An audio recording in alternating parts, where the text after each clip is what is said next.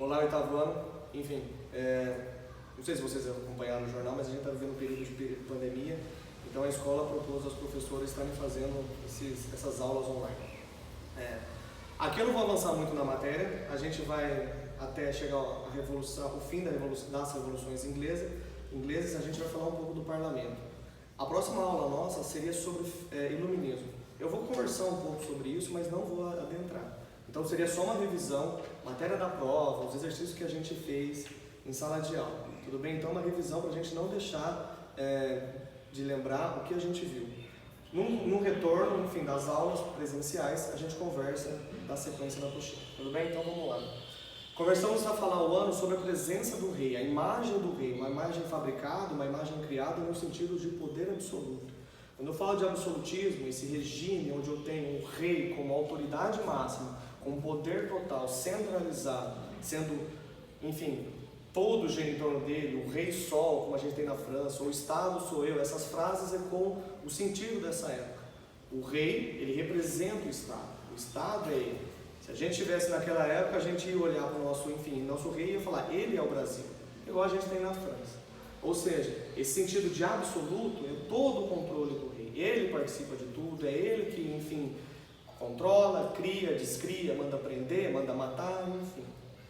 Quando a gente fala nisso, qual a importância da gente estudar isso? O absolutismo é um movimento que é quebrado com inúmeras revoluções, inúmeras revoltas do povo se questionando. Por que ele é um Deus? Por que ele é considerado um enviado por Deus? Por que ele é melhor do que eu? Então, matéria da próxima aula, o iluminismo. O iluminismo questiona, por que eu tenho que adorá-lo? Surge uma importância do raciocínio, da razão no homem. Eu questiono. Então, o poder absoluto, que a gente vai ter vários movimentos de rebelião na Europa. No segundo momento, a gente falou no capítulo 2 sobre o mercantilismo. O que seria esse mercantilismo? Esse controle do rei chega até a economia, ou seja, o rei controla. O mercantilismo é o rei participando da economia e vendo uma balança comercial favorável, o interesse sobre o metalismo. O que é o metalismo?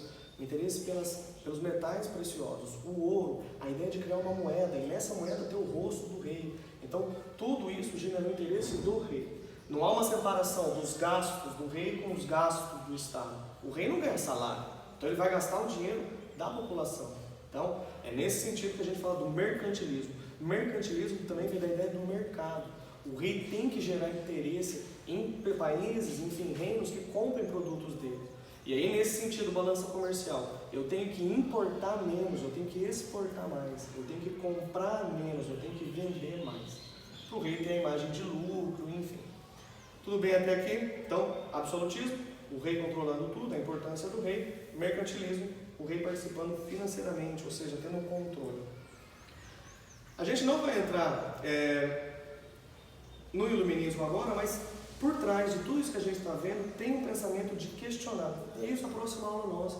Como que o iluminismo traz uma luz à cabeça do ser humano? E aqui não é uma metáfora barata.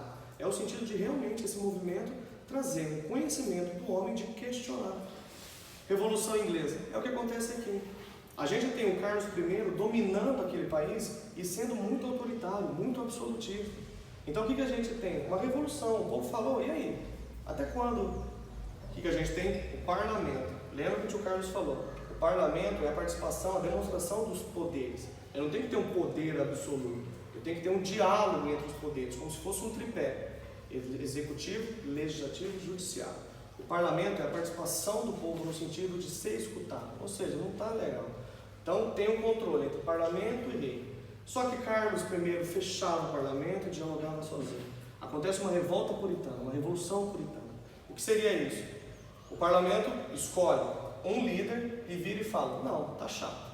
A coroa cai, porque a gente vai ter uma guerra civil entre os cavaleiros, quem defende o rei, Carlos I, e os cabeças redondas, que todo mundo tirou sarro, que seria o parlamento, pelo corte de cabelo da época. Enfim, essa guerra civil cria um conflito interno no país. O país que a gente está falando, o Reino Unido.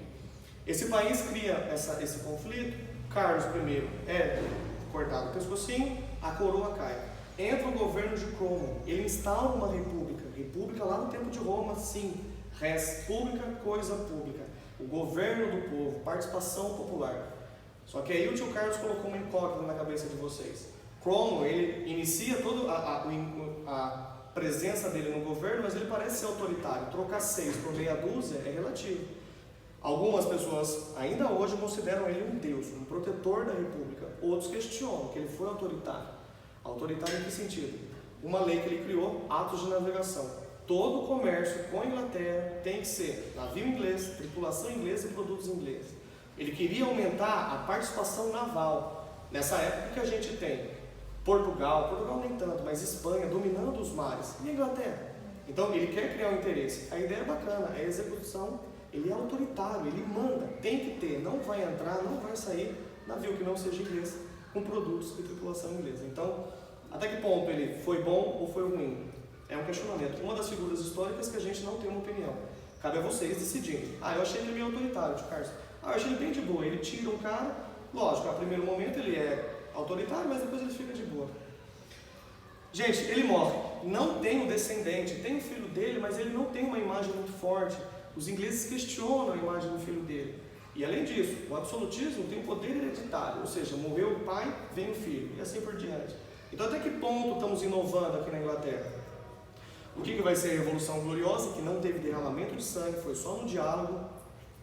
A gente tem a convocação de alguns personagens históricos para assumir o governo.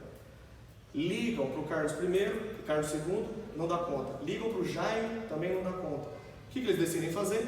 Vamos chamar então um casal, lá da Holanda, dos Países Baixos, Guilherme de Orange e Maria II. Eles são puritanos, vai ser interessante a gente trazer uma religião, até porque tinha um controle da religião nessa época. Os puritanos aceitam, o parlamento convoca, mas o que eles colocam? A Bill of Rights. O que a gente tem? Um controle. O rei pode governar, mas quem manda, quem controla, quem de fato tem uma presença é o parlamento. Então esse Bill of Rights é o quê? Vocês podem assumir, mas tem um controle, um limite. O rei não pode virar e falar, de quarta-feira usamos rosa. Não, tem que ter um projeto de lei, tem que criar uma imagem de aqui é o seu limite. Esse é o primeiro momento, então, que o poder monárquico na Inglaterra é diminuído, igual a gente tem hoje. A próxima e a única revolução que ainda nos falta estudar, vocês vão ver no 9º ano, é a Revolução Russa, onde cai um poder absoluto na Rússia, um dos últimos, que é a Revolução Russa, o czarismo caindo. Então, gente, conversamos sobre isso em sala. Eu não iniciei o iluminismo, mas o iluminismo, o pensamento de questionar, está tudo por trás desses movimentos que a gente está vendo. Ou seja, eu preciso jogar uma luz na cabeça do ser humano para ele questionar. Não tipo, Deus mandou esse rei, eu tenho que obedecê-lo, enfim, eu preciso questionar.